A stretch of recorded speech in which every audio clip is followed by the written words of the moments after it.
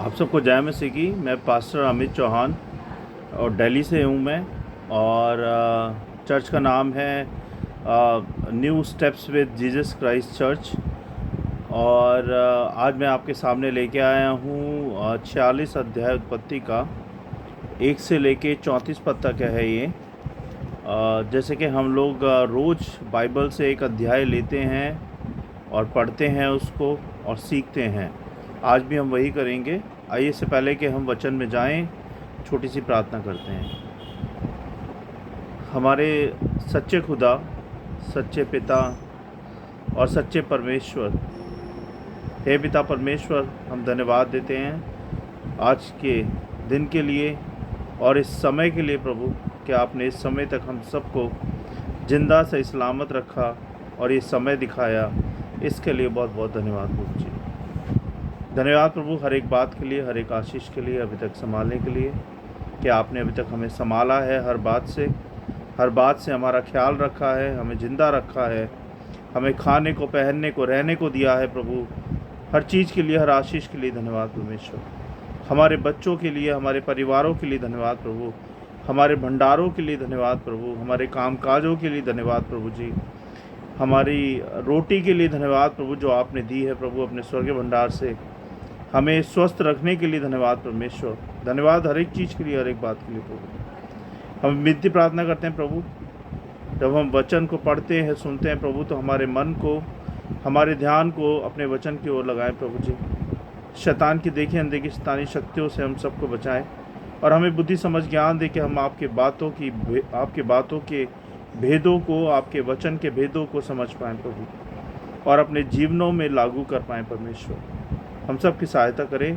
हम सारी बातों को और अपने आप को और हम सबको और इस वीडियो सभा को आपके हाथों में सौंपते हैं, वचन को आपके हाथों में सौंपते हैं प्रभु यीशु नासी के नाम से, आमीन। जय मसीह की। तो हम पढ़ेंगे आज 46 अध्याय उत्पत्ति का 1 से लेके और 34 पद तक है। तो आइए हम पढ़ते हैं। जिनके पास बाइबल है बाइबल निकाल लें, जिनके पास नहीं है कोई बात नहीं, मुझे सुन सकते हैं। तब इज़राइल अपना सब कुछ लेकर कूच करके बेशर्बा को गया और वहाँ अपने पिता इसहाक के परमेश्वर को बलिदान चढ़ाया। तब परमेश्वर ने इज़राइल से रात को दर्शन में कहा, हे याकूब, हे याकूब। उसने कहा, क्या आज्ञा? उसने कहा, मैं परमेश्वर तेरे पिता का परमेश्वर हूँ। तू मिस्र में जाने से मत डर, क्योंकि मैं तुझसे वहाँ एक बड़ी जाति बनाऊँगा। मैं तेरे संग संग मिस्र को चलता हूँ और मैं तुझे वहाँ से फिर निश्चय ले आऊँगा और यूसुफ अपना हाथ तेरी आँखों पर लगाएगा। तब याकूब बेसरबा से चला और इज़राइल के पुत्र अपने पिता याकूब और अपने बाल बच्चों और स्त्रियों को उन गाड़ियों पर जो फ़िरौन ने उनके लिए ले आने को भेजी थी चढ़ाकर चल पड़े। और वे अपनी भेड़ बकरी, गाय बैल और कनान देश में अपने इकट्ठा किए हुए सारे धन को लेकर मिस्र में आए। और याकूब अपने बेटे बेटियां, पोते पोतियों, निदान अपने वंश भर को अपने संग मिस्र में ले आया। याकूब के साथ जो इज़राइली अर्थात उसके बेटे पोते आदि मिस्र में आए, उनके नाम ये हैं। याकूब का जेठा रूबेन था और रूबेन के पुत्र हनोक, पल्लू, हेस्रोन और कर्मी थे। और सिमोन के पुत्र यमूएल, यामीन, ओहद, याकीन, सोहर और कनानी स्त्री से जन्मा हुआ साउल भी था। और लेवी के पुत्र गेर्शोन, कहात और मरारी थे। और यहूदा के एर, ओनान, शैला, पेरेस और जेरह नाम पुत्र हुए थे। पर एर और ओनान कनान देश में मर गए थे। और पेरेस के पुत्र हेस्रोन और हामूल थे। और इस्साकर के पुत्र तोला, पुब्बा, योब और सिमरोन थे। और जबलून के पुत्र सरेद, एलोन और यहेल थे। लिया के पुत्र जो याकूब से पदन राम में उत्पन्न हुए थे, उनके बेटे पोते ये ही थे, और इनसे अधिक उनके उसके साथ एक बेटी दीना को भी जन्म दिया था। यहाँ तक तो याकूब के वंश वाले 33 प्राणी हुए। फिर गाद के पुत्र सियोन, हग्गी, सुन्नी, एसबोन, एरी, अरोदी और अरेली थे। और असेर के पुत्र यमुना, मिशवा, येस्त्री और बरिया थे, और उनकी बहन सेरा थी। और बरिया के पुत्र हेबेर और मलकीएल थे। जिल्पा, जिसे लबान ने अपनी बेटी लिया को दिया था, उसके बेटे पोते आदि यही थे। सो उसके द्वारा याकूब के 16 प्राणी उत्पन्न हुए। फिर याकूब की पत्नी राहेल के पुत्र यूसुफ और बिन्यामीन थे। और मिस्र देश में ओन के याजक पोतीपेरा की बेटी आसनत से यूसुफ के ये पुत्र उत्पन्न हुए, अर्थात मनश्शे और एप्रैम। और बिन्यामीन के पुत्र बेला, बेकर, अस्बेल, गेरा, नमान, एही, यश, हुप्पीम और आर्दी थे। और राहेल के पुत्र जो याकूब से उत्पन्न हुए थे, ये पूरी ना वंशावली है, तो मैं 22 से लेके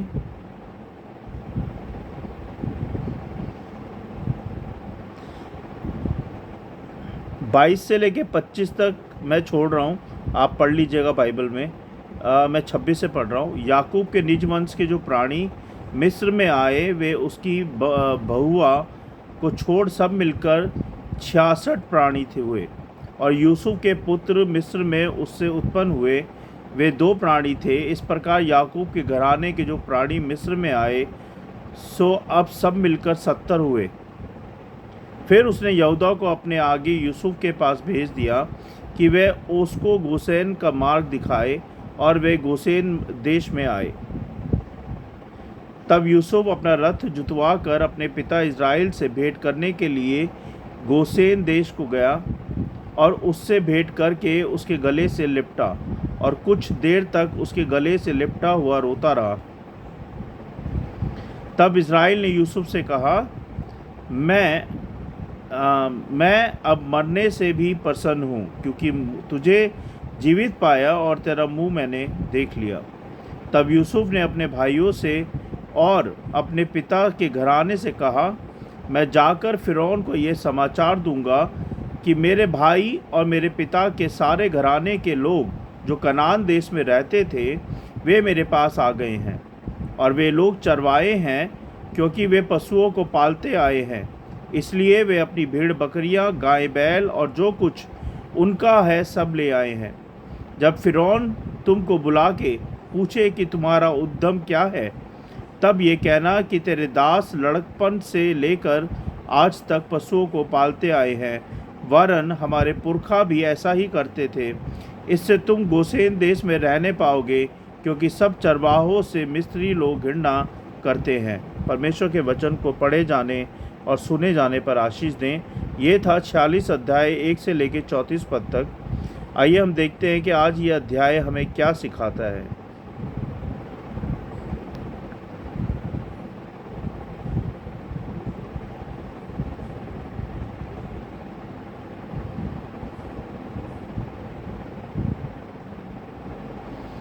छियालीस अध्याय और उसके पूरे परिवार के मिस्र जाने की महत्वपूर्ण घटना को दर्शाता है।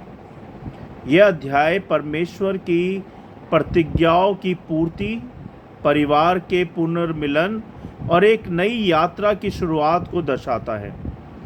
जब याकूब को पता चला कि उसका प्रिय पुत्र यूसुफ जीवित है और मिस्र का प्रधान बन चुका है, तो वह अत्यधिक प्रसन्न हुआ। लेकिन मिस्र जाने से पहले उनके मन में कई विचार थे, सोच थी। वह एक वृद्ध व्यक्ति था और अपने पूर्वजों की भूमि कनान छोड़कर एक अज्ञात देश में जाने को लेकर अनिश्चित था। इसलिए वह परमेश्वर से मार्गदर्शन मांगने के लिए बेसरबा में बलिदान चढ़ाता है। परमेश्वर उसे दर्शन देकर उससे आश्वस्त करता है कि वह उसके साथ रहेगा और उसके वंश को एक महान राष्ट्र बनाएगा। इस आश्वासन के बाद याकूब अपने सभी पुत्रों, पोतों और परिवार के अन्य सदस्यों को लेकर मिस्र देश के लिए रवाना होता है। मिस्र पहुंचने पर यूसुफ और याकूब का भावनात्मक पुनर्मिलन होता है। यूसुफ अपने पिता को गले लगाकर रोता है और जिससे यह स्पष्ट होता है कि वर्षों की जुदाई के बाद उनके दिलों में कितना प्रेम और दर्द भरा हुआ था एक दूसरे के लिए। यूसुफ अपने परिवार को गोसेन नामक स्थान पर बसाने की व्यवस्था करता है ताकि वे मिस्र में आरामदायक जीवन व्यतीत कर सके। इस अध्याय में याकूब के परिवार की पूरी वंशावली भी दी गई है, जिसे आप घर में जाके पढ़ सकते हैं। कुछ तो मैंने पढ़ दी, कुछ आप खुद जाके पढ़ सकते हैं, जिससे पता चलता है कि परमेश्वर अपनी प्रतिज्ञाओं को पूरा करने के लिए इस परिवार को कैसे बढ़ा रहा है ना। हम आगे चल के देखेंगे इसके निष्कर्ष में। पहली बात, परमेश्वर की योजना हमेशा सर्वोत्तम होती है। याकूब कनान छोड़ने के बारे में चिंतित था, लेकिन परमेश्वर ने उसे आश्वस्त किया कि यह उसकी योजना का हिस्सा है। कभी कभी हमें अपने कंफर्ट जोन से बाहर निकलना पड़ता है, लेकिन अगर परमेश्वर हमारे साथ है तो हमें चिंता करने की कोई भी आवश्यकता नहीं है। याकूब का मिस्र जाना एक अस्थायी चरण था, लेकिन यही मार्ग इज़राइल के राष्ट्र बनने का आधार बना। हमें भी जीवन में बदलाव का सामना करते समय परमेश्वर पर भरोसा रखना चाहिए, है ना, और उसकी योजनाओं को स्वीकार करना चाहिए खुशी खुशी। दूसरी बात, परमेश्वर अपने वचनों को पूरा करते हैं। परमेश्वर ने पहले ही इब्राहिम से कहा था कि उसकी संतानें एक दिन एक महान राष्ट्र बनेगी। याकूब का पूरे परिवार के साथ मिस्र जाना उस वादे की पूर्ति की शुरुआत थी वो, है ना। भले ही परिस्थिति अलग रही थी, लेकिन परमेश्वर अपने वचन को पूरा कर रहा था। हमें याद रखना चाहिए कि परमेश्वर हमारे जीवन में जो प्रतिज्ञाएं हैं उनको पूरा करते हैं। वे उन्हें अवश्य पूरा करते हैं। तीसरी बात, परिवार का महत्व और पुनर्मिलन, है ना। याकूब और यूसुफ का पुनर्मिलन इस अध्याय की सबसे भावनात्मक घटना है। ये दर्शाता है कि परमेश्वर हमें हमारे प्रियजनों से पुनर्मिलन का अवसर देते हैं, चाहे परिस्थितियाँ कितनी भी क्यों ना कठिन हो, मुसीबतें हों, लेकिन परमेश्वर हमें अपने परिवार से पुनर्मिलन का अवसर देते हैं। परिवार एकता में शक्ति होती है। और जब हम एक दूसरे के प्रति प्रेम और क्षमा का भाव रखते हैं परिवार में, तो परमेश्वर हमें आशीषित करते हैं। मैं एक बार फिर से रिपीट करूंगा इस बात को कि परिवार एकता में शक्ति होती है। और जब हम एक दूसरे के प्रति प्रेम और क्षमा का भाव रखते हैं तो परमेश्वर हम सबको आशीषित करते हैं, है ना। चौथी बात, एक नई यात्रा की शुरुआत दिखाई गई है इस अध्याय के अंदर। याकूब और उसके परिवार का मिस्र जाना एक नए युग की शुरुआत थी। याकूब ने पहले डर महसूस किया, लेकिन परमेश्वर के आश्वासन से उसने क्या किया? विश्वास किया और साहस पाया। क्या हुआ उसे? परमेश्वर के आश्वासन से उसे क्या मिला? विश्वास और साहस। ये बहुत ज़रूरी है। और जब परमेश्वर का साथ होता है तो साहस और विश्वास खुद ब खुद आ जाता है। इसी तरह जब हमारे जीवन में कोई नई यात्रा या परिवर्तन आता है तो हमें डरने की बजाय परमेश्वर पर भरोसा रखना चाहिए। मैं एक अध्याय से पढ़ रहा हूँ उत्पत्ति को, और शायद ये बात पता नहीं कई बार आया है कि परमेश्वर पर भरोसा रखना चाहिए, परमेश्वर पर भरोसा रखना चाहिए हर परिस्थिति में, हर कठिनाई में। तो आप लोग ध्यान रखो इस बात को कि परमेश्वर कितना जोर दे रहे हैं इस बात को आपको समझाने के लिए कि आप पिता परमेश्वर पर भरोसा रखो, बजाय इसके कि आप डरो, घबराओ, है ना, बिल्कुल से बैठ जाओ, परेशान हो जाओ। तो ऐसा नहीं करना है। परमेश्वर पर भरोसा रखो, परमेश्वर कोई ना कोई रास्ता आपकी हर परेशानी का, हर मुसीबत का निकालेंगे। तो ये 4 बातें हमने देखी, और इसकी अंतिम शिक्षा हम देखेंगे। अंतिम शिक्षा क्या कहती है हमें? परमेश्वर हमेशा अपने लोगों के साथ रहते हैं, चाहे वे कहीं भी चले जाएं, है ना, चाहे वे कहीं भी चले जाएं।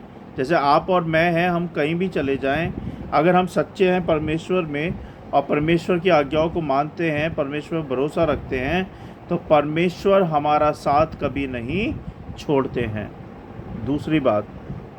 दूसरी शिक्षा, हमें अपने जीवन के निर्णयों में परमेश्वर से मार्गदर्शन मांगना चाहिए, जैसे याकूब ने किया।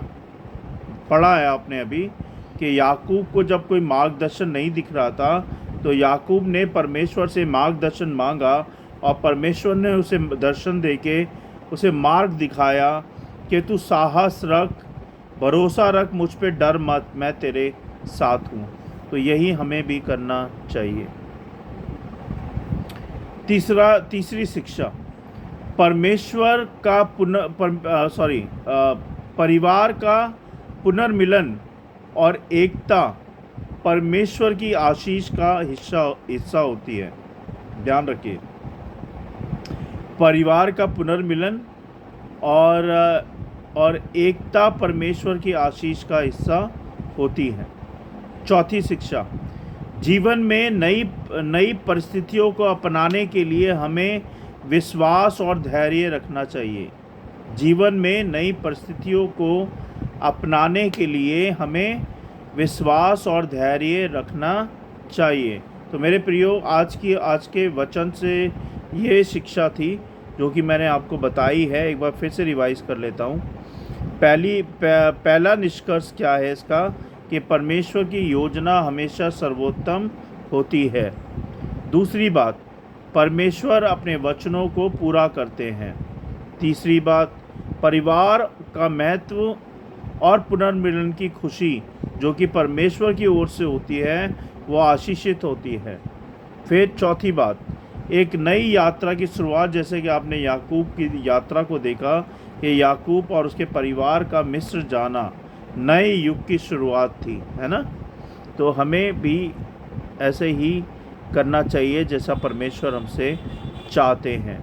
और इससे शिक्षा क्या निकलती है? हमने चारों शिक्षा देखी। परमेश्वर हमेशा अपने लोगों के साथ रहते हैं, चाहे वे कहीं भी जाएं। हमें अपने जीवन के निर्णयों में परमेश्वर से मार्गदर्शन मांगना चाहिए, जैसे याकूब ने किया। तीसरी बात, परिवार का पुनर्मिलन और एकता परमेश्वर की आशीषों का हिस्सा होता है। चौथी बात, जीवन में नई परिस्थितियों को अपनाने के लिए हमें विश्वास और धैर्य रखना चाहिए। तो मेरे प्रियो, मेरी कोशिश यही रहती है कि मैं आपको उत्तम से उत्तम तरीके से सिखाऊं। अगर कोई गलती हो जाए तो मुझे माफ़ कीजिएगा। और मैं ये उम्मीद कर रहा हूँ कि आप लोग ये पूरा वीडियो देखते हैं, सुनते हैं, सीखते हैं और फिर आगे चल के उसको अपने जीवन में लागू भी करते हैं और दूसरों के साथ शेयर भी करते हैं, है ना। तो अगर आप ये शेयर करते हो तो परमेश्वर आपको बहुत बहुत ब्लेसिंग्स करते हैं, क्योंकि जैसे आप सीख रहे हैं ऐसे ही आपके द्वारा और लोग भी सीख पाएँ। जैसे जो परमेश्वर हमें सिखाते हैं हमें आगे उसको डिलीवर करना है। ये नहीं कि हम सीख के बैठ जाएं घर के अंदर, ऐसा नहीं करना है। जो हम सीख रहे हैं आगे हमें दूसरों को डिलीवर करना है, जिससे कि वो सीखें और फिर वो आगे डिलीवर करें। ऐसे चेन बनती जाएगी परमेश्वर के लोगों की, और परमेश्वर सबको आशीषित करेंगे। जिन लोगों को परमेश्वर ने चुना है उन लोगों को परमेश्वर तक पहुंचाना है, वचन के द्वारा, वचन शेयर करने के द्वारा। तो ये सब आपको करना है। प्लीज़ इस वीडियो को ज़्यादा से ज़्यादा लोगों तक शेयर करें, लाइक करें, सब्सक्राइब करें और फॉलो करें न्यू अपडेट्स के लिए, है ना। और मेरे डिस्क्रिप्शन में मैंने अपने चैनल्स के नाम दिए हैं, डिटेल्स दी है। अगर आप उसमें उसको फॉलो लाइक करना चाहते हैं, देखना चाहते हैं, तो आप उसको कर सकते हैं। आइए, से पहले कि हम लोग प्रार्थना में जाएं, आप लोगों से मैं पूछना चाहूँगा, अगर आपकी कोई प्रार्थना है, कोई परेशानी है, दुख है, तो आप मुझे बताएं। मैं आपके लिए पिता परमेश्वर से प्रार्थना करूँगा और पिता परमेश्वर उसको पूरा करने में आपको सहायता करेंगे। आइए हम सब मिलकर प्रार्थना करेंगे। सर्वशक्तिमान हमारे अनुग्रहकारी पिता, राजाओं के राजा, प्रभु परमेश्वर, आप मेरे पापों के लिए मारे गए, गाड़े गए और तीसरे दिन जीवित हो गए। हम धन्यवाद देते हैं प्रभु, जिस क्रूस पे क्रूसीफाइड मुझे होना चाहिए था मेरे पापों के कारण, वो आपको होना पड़ा प्रभु, क्योंकि आपका ये प्रेम है पिता परमेश्वर कि आपने हमारे लिए अपने प्राणों को त्यागा, हमारे लिए क्रूसीफाइड हुए प्रभु। इसके लिए मैं क्षमा भी चाहता हूँ और धन्यवाद भी देता हूँ प्रभु कि आप जैसा महान ना कोई था, ना है, ना कोई होगा प्रभु पिता परमेश्वर। आप ही सत्य, आप ही मार्ग और आप ही जीवन है। आप इस सृष्टि के रचयिता हैं और आप ही अन्नदाता हैं प्रभु जी। मैं धन्यवाद देता हूँ प्रभु जी कि आपने अपने वचन को हमें सिखाया, अपने वचन को हमें सुनाया। इसके लिए बहुत बहुत धन्यवाद प्रभु। होने दे प्रभु कि हम आपके वचन को अपने जीवन में लागू कर पाएँ और दूसरों के साथ शेयर कर पाएँ प्रभु जी। आपका गॉस्पेल चारों तरफ फैले परमेश्वर, आपका गॉस्पेल हर एक जन तक पहुंच पाए प्रभु जी, ऐसा होने दीजिएगा प्रभु। शैतान की देखिए अनदेखी शैतानी शक्तियों से इन वचनों को, हम सबको और इस वीडियो सभा को, सारी बातों को बचाए प्रभु, और आपका वचन करोड़ों गुना फैले प्रभु जी इस वीडियो के जरिए, हम सब के जरिए परमेश्वर। हम सबको इस्तेमाल करें प्रभु अपनी महिमा के लिए, अपने कामों के लिए, और जैसा आप हमारे जीवन में चाहते हैं प्रभु वैसा हो। आपकी इच्छा पूरी हो प्रभु जी इस जीवन में, क्योंकि इस जीवन में, इस शरीर में सांसें आपने फूकी हैं, ये जीवन आपने दिया है और ये सब कुछ आपका है पिता परमेश्वर। बहुत बहुत धन्यवाद प्रभु सारी आशीषों के लिए, सारी बातों के लिए, इन वचनों के लिए और हम सब के लिए प्रभु जी। मैं सारी बातों को विश्वास के साथ आपके चरणों में रखता हूँ, सुने ग्रहण करें प्रभु यीशु नासी के नाम से, आमीन। आप सबको जय मसीह की। God bless you all. Thank you for watching मी। धन्यवाद आप सबका कि आप मुझे देखते हैं। बहुत बहुत धन्यवाद। ऐसे ही अपना प्यार बनाए रखें और कल फिर हम मिलेंगे 47 अध्याय के साथ उत्पत्ति के, और फिर बातें करेंगे और सीखेंगे। आपकी कोई सजेशन है या आपके कोई प्रश्न हैं तो आप मुझसे पूछ सकते हैं, मैं उसका रिप्लाई करूँगा। Thank you so much. God bless you all. Thank you.